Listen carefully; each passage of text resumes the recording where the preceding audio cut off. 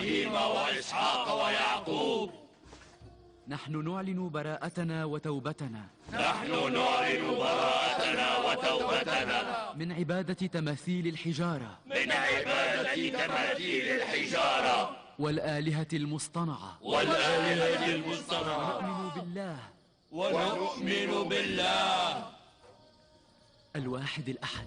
الواحد الأحد.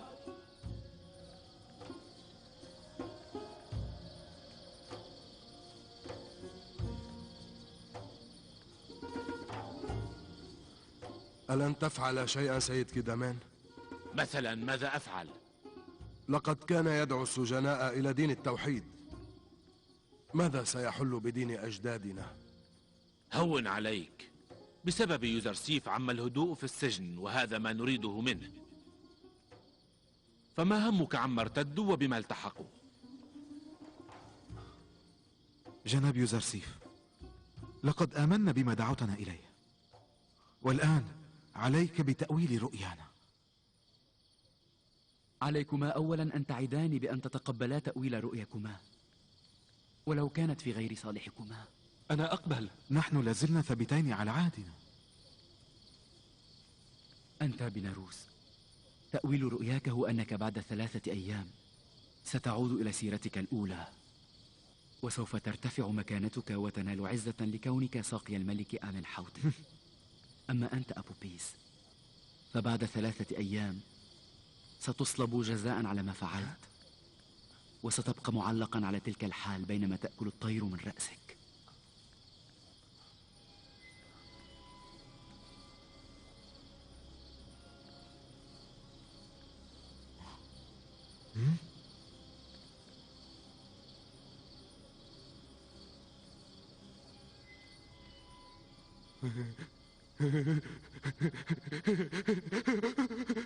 لا لا، هذا ليس صحيحا.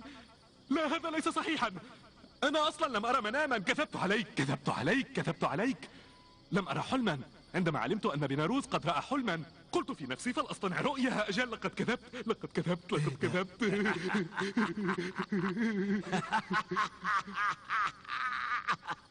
تم خداعك يا يوزرسيف. أنت كاذب في نبوتك. ولم يرى حلما قط. لقد قمت بتأويل رؤيا لم تحصل.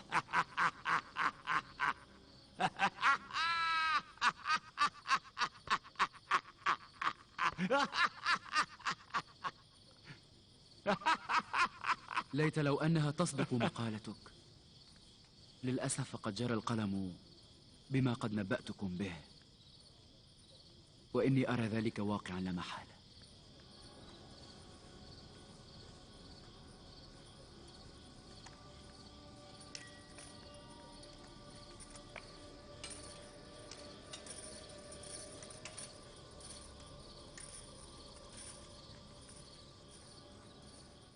أنا أيضا كنت حتى هذه اللحظة أظن كما ظننت أنت أن تعبير رؤياي ينطوي على الشر.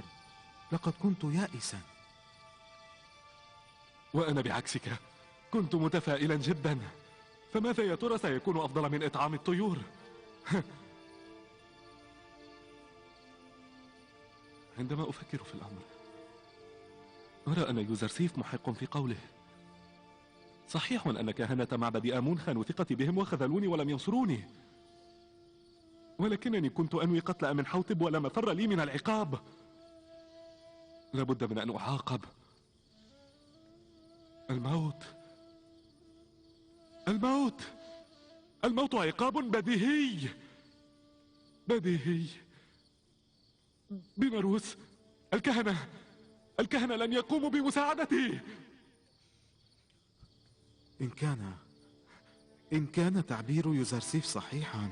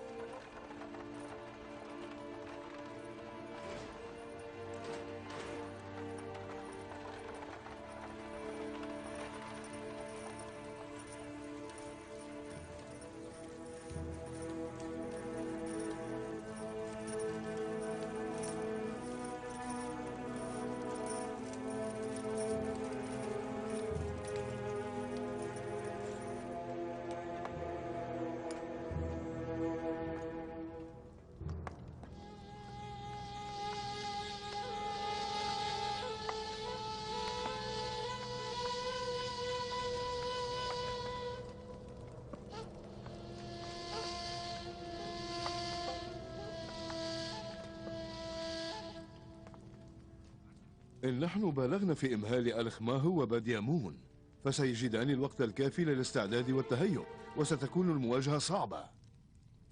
فإن كان لابد من التعرض لهما فالتعجيل أفضل من التأخير.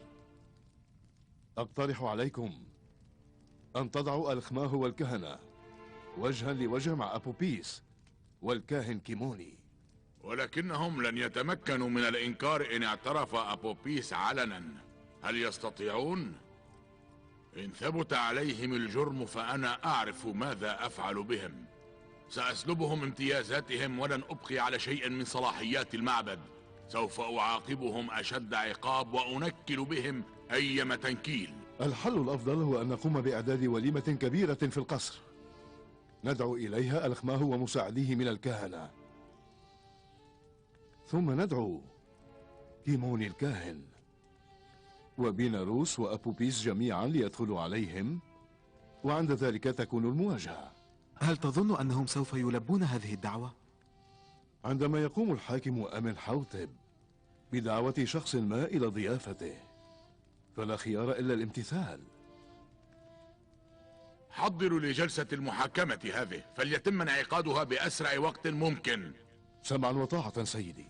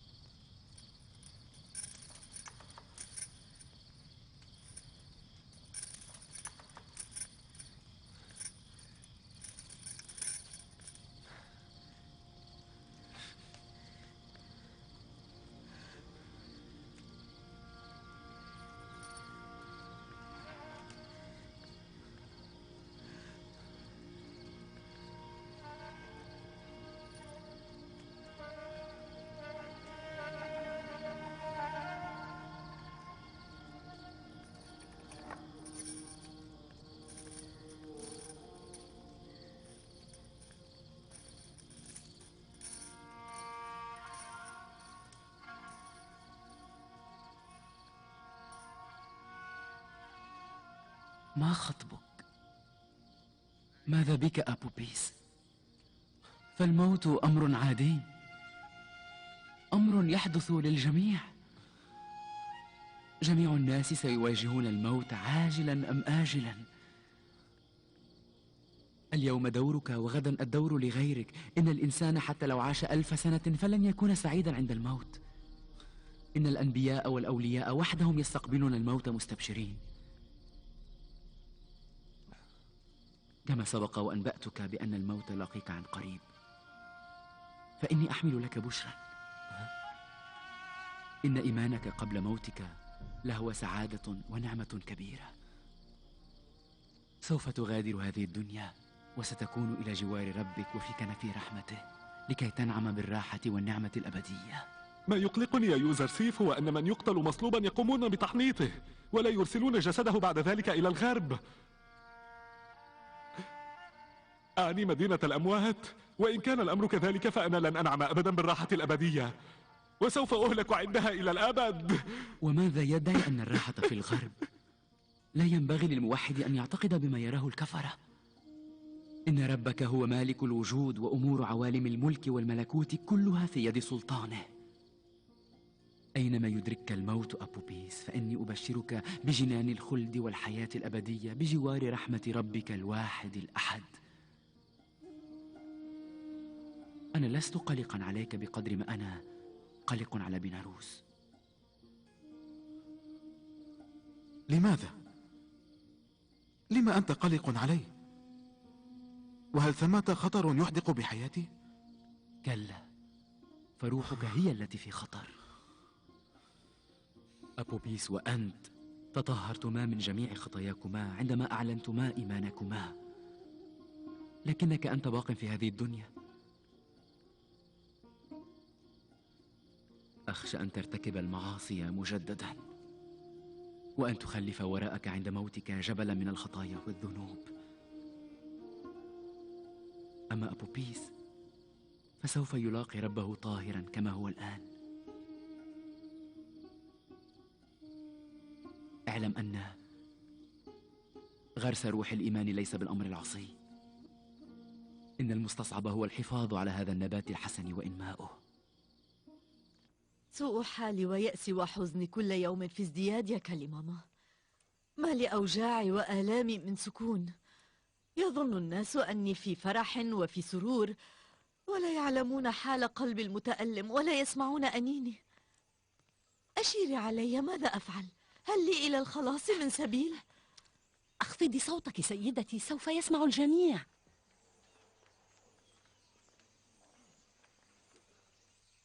أنا أرى الحل في التعذيب سيدتي. السبيل الوحيد لإخضاعه وحمله على الطاعة هو التعذيب والصوت، ولكن عليك أن تتحملي. لقد نشأ يوزرسيف على يدي وأنا أعلم به من غيري. لا يمكن لأحد أن يحمله على أمر لا يعتقد به. لا يخطر ببالي سبيل آخر، لكني أظن أنه سيكون من الأفضل أن نستعمل الترهيب ونقترح عليه الحرية لحمله على الطاعة. وإن كانت هذه الطريقة غير نافعة، إلا أنني مستعدة لفعل ما تأمرين به في سبيل إفراحك. فلنقصد سجن زويرة من يومنا هذا.